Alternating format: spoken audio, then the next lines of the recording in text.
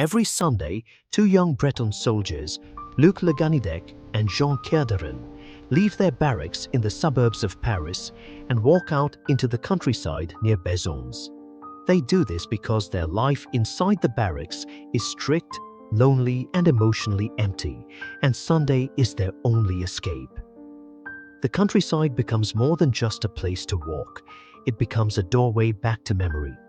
The fields, trees, sea, and quiet roads remind them of their homeland in Brittany that was taken away from them. In silence, they walk side by side, small and thin in their oversized uniforms. As they move farther from the town, the landscape slowly transforms into something comforting. They recognize stones that remind them of ancient Breton monuments, and when they reach the bridge at Bezons and look over the Seine, the sight of boats stirs memories of fishing villages and distant shores. For a moment, the river becomes a symbol of everything they have lost. After crossing into the village, they buy simple food, bread, sausage, and wine. But it is only when they return to the open fields that they begin to speak freely, as if the countryside itself unlocks their voices. Everything around them seems to echo home. Each week, their routine leads them to the same resting place, where they make a small fire, eat their meal, and lie down on the grass in quiet contentment. It's just like home.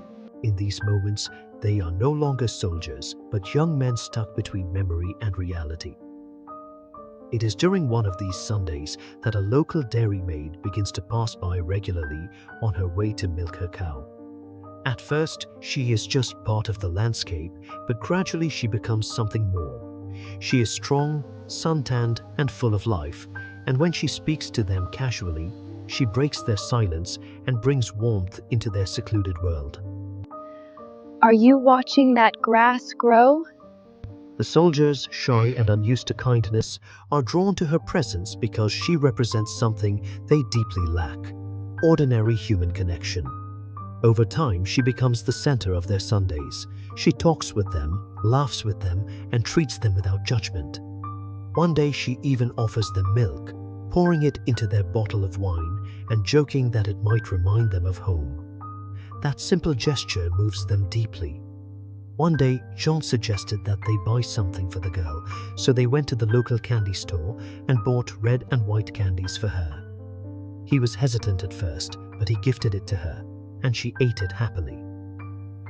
Slowly, Sundays aren't silent anymore. Luke in particular becomes more attached and begins to act strangely during the week, even asking for leave and being gone for hours. Without realizing it, secrecy enters their friendship. When Jean begins to notice Luke's changes, he does not understand them, but he feels something shifting between them. The truth is eventually revealed on a Sunday when everything changes. As usual, they meet at their place and wait for the girl, but Luke is tense and distant. When she arrives, she walks directly to him and kisses him passionately, without acknowledging Jean's presence. In that moment, Jean feels erased, as if he no longer exists in the world they are creating together.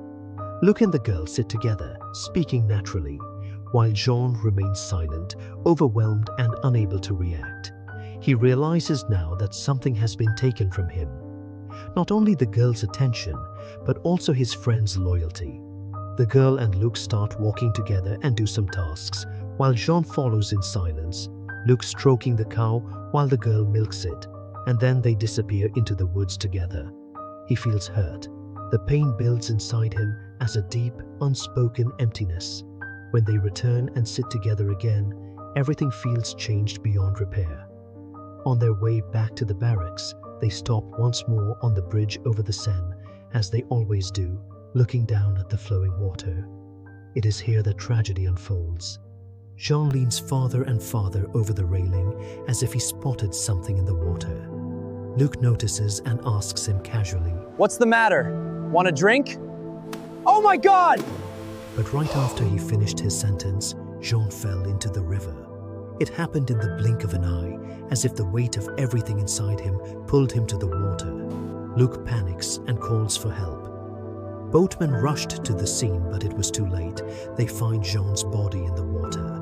Later, Luc returns to the barracks in shock, unable to fully explain what has happened. His speech breaks apart as he tries to describe the moment. He leaned so far. He fell. His mind cannot process the trauma or the guilt.